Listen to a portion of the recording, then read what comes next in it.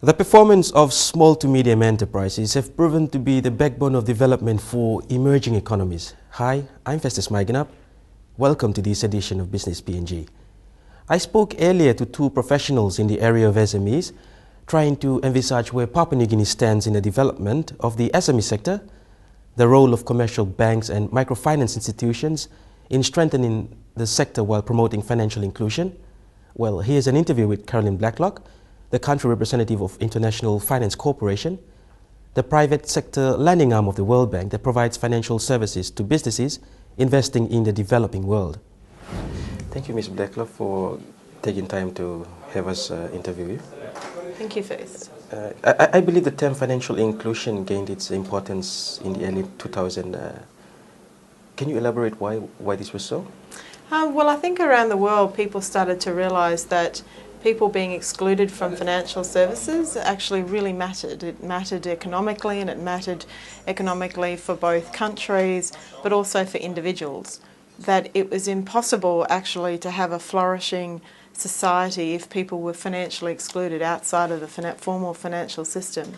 And I think the early 2000s really took a step up because banks started to get involved. So previously it had been the domain of microfinance institutions to look after the very poor, the very excluded. And in the early 2000s we started to see a change and a shift in the way in which financial inclusion was treated, in that big institutions, big banking institutions started to take an interest in consumer clients that didn't have financial services as a way in which expanding their market. So we saw banks downscale rather than just microfinance institutions try and go upscale. So Caroline, what's the situation like in terms of Papua New Guinea's efforts to make the country become a more financially inclusive economy? I think it's making great progress. I think the challenges here are incredibly difficult. Our geography makes it challenging just to connect people via a normal means such as road transport or shipping or any sort of logistics is hard in Papua New Guinea because of the geography we're dealing with. That also makes the barriers to banking difficult. So getting to building traditional branches and having people be able to access those branches by roads really is only going to get us so far. So what we've seen recently is a real jump in the way in which financial institutions like Bank South Pacific, like the microfinance institutions, are looking at branchless banking, for instance. Innovative banking. Yeah, which really helps people who are in rural and remote areas, people that don't have access to roads and ships and things to get around, who can still access banking. So it's crossed the divide, the geographic divide. And I think in addition to that, what we're really seeing, Festus, is a change from financial institutions about what is a profitable customer. So previously you had customers deemed to be unprofitable if they weren't able to come to a bank branch and have a significant balance in their savings account or borrow money. Now we're seeing a rethink about what is profitable in terms of a customer, because the way in which delivery services are being extended to them, i.e. through mobile phone banking and these things, is much cheaper than building branches. So it's still not cheap, but it's less expensive, maybe we can say, that to extend banking services to a person in a rural or remote area now doesn't mean building an expensive branch. It could mean actually just extending to the mobile phone banking. So I think we're seeing quite a revolution taking place in PNG with regards to access to finance. So financial inclusion, small to medium enterprise, is there any correlation between the two? I think, anywhere where it's difficult to bank a small and medium business, whether it be not just credit. I mean, sometimes we get caught up that it's all about credit, giving people loans. And in fact, what many businesses, small, micro businesses want is a safe place to keep their money, their day's takings, for instance. So if we talk about financial exclusion as stopping people, even small business owners having access to a safe, reliable place to keep their money, then what we're seeing going on in Papua New Guinea, where extension of services going out into rural areas, going out into areas that hadn't been previously with mobile phone banking and other technology, we're actually seeing those small and micro enterprises also benefit. And if you talk to a person who's selling produce in a market, they don't necessarily want a loan to buy more produce for tomorrow or next month. They actually want to be able to put those takings in a safe place, to pay for kids' education, to be able to send money back to the village to buy more produce. And it's those payment systems that are just as important as lending. And I think that's the real connection we're seeing currently with SMEs and PNG. Can you give a sneak preview of the SMEs in a global perspective? In Papua New Guinea, it's very difficult. We have no baseline data, no census, if you like, of small business that says to us how many there are, where are they, what industries they're located in, how many jobs they create, how many taxes they pay. That information doesn't exist in one form or another.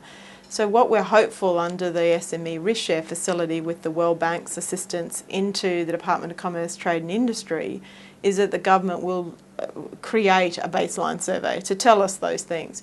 But first, as we estimate, and these are just estimates, we estimated 2 years ago that there are around 20,000 formal SMEs.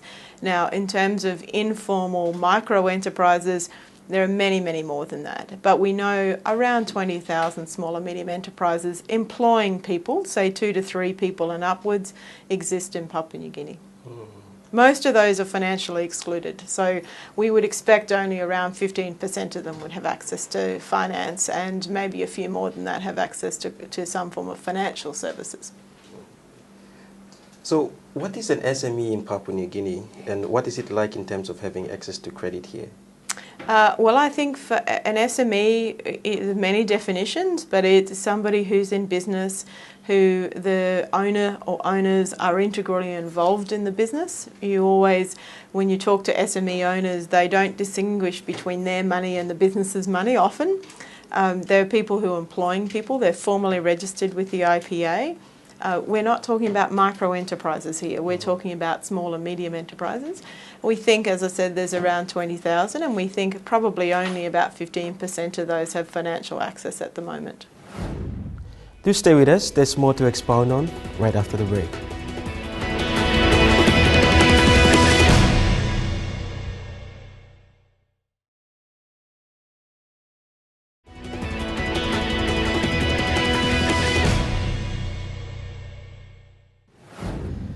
The government of Papua New Guinea believes that promoting and supporting the SME sector would create more job opportunities and diversify the country's economy. IFC has been doing its part in providing financial services through commercial lending banks to broaden access to finance through a 50% risk sharing, the motive being to bolster the country's SME sector in light of the increased economic activities. SMEs really form the basis of most jobs in most economies, and in Papua New Guinea we have what we call a missing middle. We have a lot of very large institutions and quite big corporate businesses in Papua New Guinea, but then we sort of have a gap where these 20,000 small and medium enterprises approximately sit, which we would expect that to be a much bigger number. We would expect that number to be, based on our economy, probably double almost. And then we have at the other end this mass of small and micro enterprises. And what we think is not happening in Papua New Guinea is that these small and medium enterprises are not graduating up. So if you're a farmer and you want and have the ability to expand your business, you're not actually. You're still staying in the same way. It's very difficult for a business who aspires to graduate up, to formally register, to employ people, to pay taxes, all of those things in a formal economy. It's very hard for them to do that in Papua New Guinea. So that's the sort of thing that we're trying to unlock. One of the keys to unlocking that is giving people access to credit. So for businesses who are SMEs today who are doing well and who have very good, robust plans of how to do well into the future, what we see with development is if you give them the support to grow, then they are likely to create real jobs. Jobs for Papua New Guineans, jobs where they pay their taxes, pay superannuation, look after their employees. Now, that's what really poverty alleviation is mostly about. In Papua New Guinea, we don't really have massive food shortage issues. It's not the issues here around development. When you ask most people on the street what would they like to see created in Papua New Guinea, they want access to a job. They want to be able to earn their own money and to be able to send their own children to school. They don't want handouts. They're quite happy to have a job. SMEs create those jobs, and in very many instances when an SME does well, they employ more people, and that's essentially the difference with development. SMEs also exist wherever people exist, so they tend to be in rural areas, they tend to be in remote areas, they tend to be wherever people are, so therefore they're spreading the wealth of a country by actually being where the people are rather than concentrating just in big cities. So for Papua New Guinea, what would be the message to the SME entrepreneurs? Well, I think SME entrepreneurs should know that there are whole bunches of people, including the banks, the financial institutions like IFC, the government of Papua New Guinea, who are very interested in supporting them. That we understand it's not always easy for them, that they're really crying out for help around financial literacy to be better business people. We're hearing them on that. We hear that they have access to credit issues. We're trying to solve those sorts of issues with them as well. I think that what we want to see more of is them graduating up, that we find a way to help them formalise and to help them become bigger businesses. And that in amongst all of that, we'd really like to see women prosper. We'd really like to see women who are involved in the informal sector today grow their businesses into small and medium enterprises. So that's sort of the last word I'd like to have on SMEs, and for the entrepreneurs themselves is that they're doing a great job. We need to do more to support them, and we're working hard on figuring out how. So how can the government help to boost this SME segment? Sure. Well, government's role is really to ensure that the regulatory environment and the policy environment is conducive to businesses being able to flourish. And if we think that one of the major issues here is access to credit and businesses not feeling that they can formalise, then it would be helpful for government to understand who the SMEs are to start with, so that they can be more targeted in their approaches, and thus the baseline survey is really important. I think government can also develop a clear policy on SMEs. The policy that's currently there needs refreshing, so we encourage government to think holistically about SMEs. We encourage government also to think about the issues facing SMEs as we progress, so that they can continue to be addressed through government mechanisms, but also the private sector helping as well. So lastly, does IFC have any estimated statistics as to what the SME segment is contributing to Papua New Guinea's real economy? Until we get this information, I think it would be really too rough to try and estimate what the contribution is. The number of formal SMEs, it would be really important to understand how many there are, how many jobs they're creating, how much in taxes they're paying. We know they support a lot of services, support into growing of food, for instance, but we're not able to measure that at the moment, and I think it would be a rough estimate would be far too rough of an estimate. The economy in general has seen a favourable and steady climb in recent years. However, we have one of the lowest SME densities in emerging markets, and only a third to a half of all SMEs are active businesses. IFC's report in 2010 placed us 136 among 180 countries in the Is to Get Credit category. This means there's still more to do for this vital economic sector. After the break, we speak to Mr. Iyer of the Bank of India to get a glimpse of the Asia Pacific.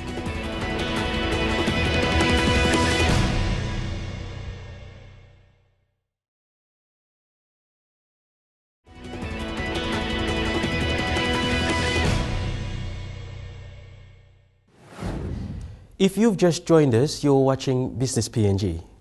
Small to medium enterprises in the Asia Pacific region are at the stage of evolution in their respective economies. Their relative roles and responsibilities also differ. Mr. Iyer tries to draw light on the SME sector in the region. Thank you, Mr. Iyer, for taking the time to speak with us. Now, I believe the Asian Pacific region is a region of diversity and contrast. But one area of similarity would be in the SME sector, the importance of the SME sector. Would you agree with it? And if so, would you elaborate further? It's true that Asia Pacific area, almost all financial institutions are giving a lot of thrust on the SME segment.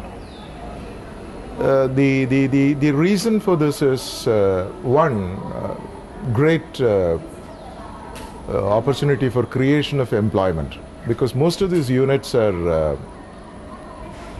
employment oriented and labor intensive. Second thing is that the contribution to most of these economies in terms of exports and also manufactured exports in particular substantial from SME segment.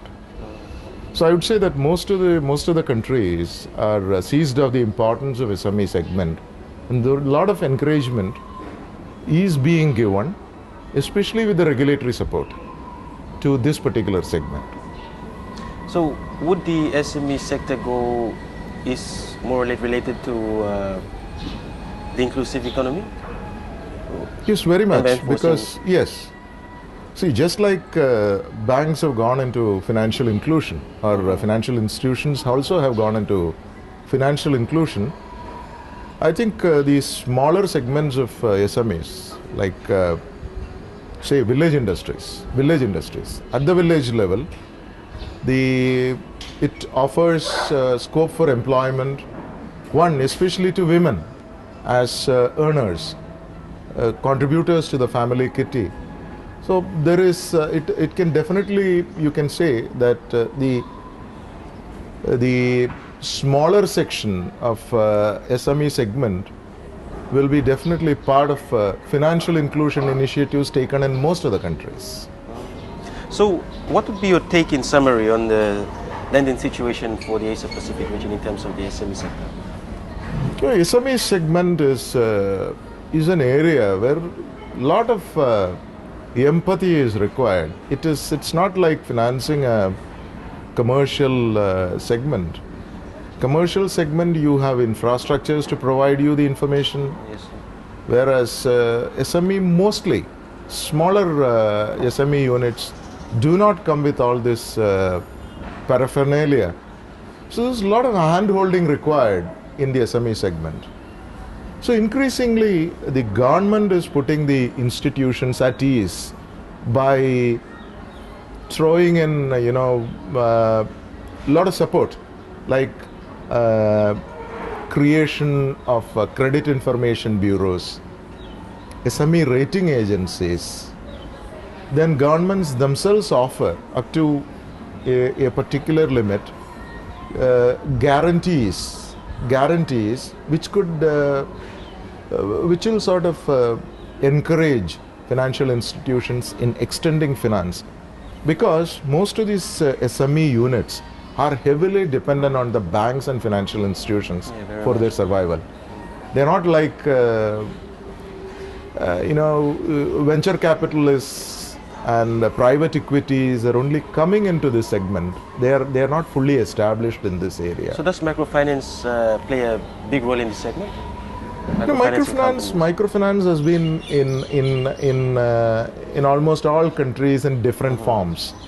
Only thing is that it is getting institutionalized now in many, because high rates of interest which are being charged on personal loans, especially in rural areas, this is being recognized by the governments, and microfinance, especially through what you call as self-help groups. It's a very, especially if you take countries like Bangladesh, it has been a very highly successful venture. It's catching up in many countries, and through the self-help groups, it's definitely taking roots. So I believe you've been in this play for over 40 years, right? No, I have been a banker for 40 years, but then I have been in small-scale industries and SMEs for a very long time. Yeah. So what are some constraints you would see in terms of financing women groups? See, women still are dependent on men. So going to the banking institutions, engaging themselves into discussion, providing, they need support. So ultimately, if a woman may be a borrower, but basically what happens is all the support, the infrastructural support comes from others. So I think they are good as entrepreneurs, there's no doubt about that. But then heavily they are dependent on their families to do all their banking transactions. This is what I have seen. Don't go away, there's more on the other side of the break.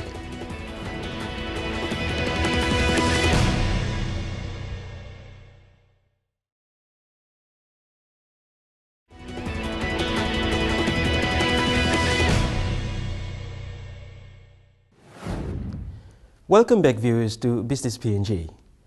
Governments of emerging economies have seen the importance of the SME sector and have strategies in place to help finance the sector. Papua New Guinea, likewise, has its own approach with this regard. However, SME entrepreneurs are also encouraged to show commitment in what little business they provide and through financial loans, extend on their businesses, a risk that's worth taking. What are the key issues involved in SME credit that every lending office face and steps taken by banks to address? Yeah, see, the major and probably I would say that the principal problem which all bankers face in SME financing will be that the information will not be forthcoming. Unless decisions have to be supported by information, and if that information, now for example, a projected balance sheet or some I'm not saying that it is a full-fledged projected financial statement, but some semblance to a projected activity. Many of the SMEs are still not able to. I'm not talking about the medium scale industries, which are still in many countries, they are referred to as MSME, medium and small scale industries. Many of them have got the necessary support systems, but the banker should empathize and try to help these entrepreneurs or budding entrepreneurs in coming out to the information systems. From the government side, this is happening in a number of countries. As I said, if someone is not able to provide you with the information system, or they're not able to provide you with the collateral, if the banker is able to refer it to an agency who can study and give a rating, what is called as credit rating, SME credit rating, then it's a great help to the banker. In a number of countries, SME credit rating is becoming a specialized agency. That is, I would say, the principal constraint in financing will be the lack of information, and I think this is being overcome like this. So for upcoming and existing entrepreneurs in the SME segment in Papua New Guinea, what would be your message to them? Well, the most important thing is that they should clearly foresee what they want to do, and there should be a lot of commitment there. And once a commitment is there, they should be able to reflect that commitment on paper. That gives a lot of comfort too, because this is one segment of industry or trade which has got tremendous opportunity, and the amount of employment generation that this sector does is a great comforting factor to any country. So I would say that the commitment should be there, and also that commitment they should be able to, they should learn and put on paper and show it to someone like their banker, who in turn will be feeling confident in financing this sector. So how can the government come into trying to assist in this sector? See, in the most glaring way in which the government gives the support is through the government guarantee up to a particular sum, say up to in a number of countries it is something like 200,000 US dollar, say up to 200,000 US dollar or something around that, a $250,000, 250,000 US dollar. There are many governments who collect a fee from the entrepreneur, from the borrower, and many banks shoulder part of that burden. They don't pass it on fully. So to very small borrowers, they do not pass it on at all. They pay it, the banks. And to others, they share it with the borrower, and they pay it to this trust. It is normally formed as a trust, and this trust in turn guarantees the loan. It has been highly successful, and I think it's a very good thing that the government can do. So lastly, what would be the contribution of the SME segment to the real economy of the Asia Pacific currently? Do we have any I must say projections or that estimates? I think it will be the export sector. The export sector, many of this SME segment now, for example, textiles, knitting, I think major, if you take China or if you take India, if you take Vietnam, if you take Indonesia, there is a huge SME segment which is working on this ready-made garments. Ready-made garments, woolen garments, sports goods, there is tremendous scope there. So I feel that through the export economy and with an adequate support, because in most of the countries today you have export credit insurance also available. So it gives them some kind of a protection. I think it will go a very long way. This is just one of the examples I showed. I think it will go a very long way in contributing to the real economy of the countries. Thank you very much. Thank you for your very time. much. Thank you. Well, viewers, time has caught up with us, but I hope this edition was informative. You can watch our programs online at www.mtv.com.pg and go to our Business PNG page. And if you have any comments or suggestions, do send them through to the address now shown on your screen. Until next Tuesday, I'm Festus Maiginup. Enjoy the rest of your viewing.